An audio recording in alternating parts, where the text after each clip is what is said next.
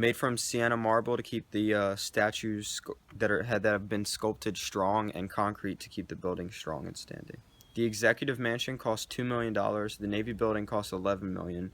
The Treasury cost $6.8 million, and the cash room was $215 million. It acted as multiple different buildings and was never torn down for historic reasons. Accounts of ill soldiers walking around the seminary were recorded. The property of Forest Glen was bought by Daniel Carroll, who was one of the founding fathers of the United States. His widow and his two kids, John and Daniel, moved to Forest Glen with him.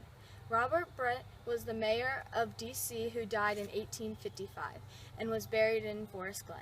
Francis Blair was the founding father of Silver Spring. Alfred Ray bought and owned the plantation house located in Forest Glen. John Johnson then bought it over during the Civil War. The Cassidys then created the vision of turning it into a hotel and an all-girls school, which began to be built in 1894. A general in the Army bought the land and turned it into a mental institution for men coming back from the war. One of the buildings, called the Executive Mansion, costs about $2 million. The Navy building costs about $11 million. The Treasury building costs about $6,800,000. The cash room costs about $215 million, and the interior building costs about $2,200,000 to be built. All of the buildings there have so much history behind them and was created into multiple different important buildings that affected the past. There are multiple stories behind each building, so the people believe that it was wrong to tear it all down. Fred Turner, a man who once lived at Forest Glen, shared a story saying that when he was 12, he remembers seeing wounded and mentally ill soldiers from the war coming to Forest Glen by a bus and roaming the halls of the buildings. This monument can be visited today, however, it is not always available. Tours of Forest Glen are available for $5 a person on the 4th Saturday of March until November, and one additional Sunday in June.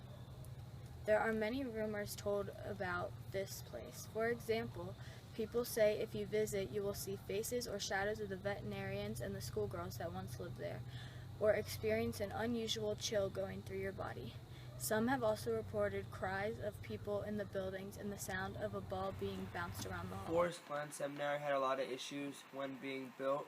People started adding new buildings, which caused the structure to be very unstable.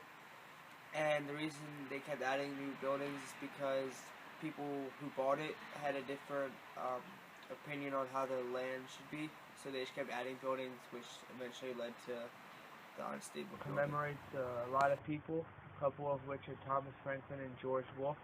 It had gardens, sculptures, and walkways. Then it was formed into a hotel, which sort of looked like an insane asylum. It now is sculpted together, made out of a bunch of different buildings to commemorate what it used to look like back in the day.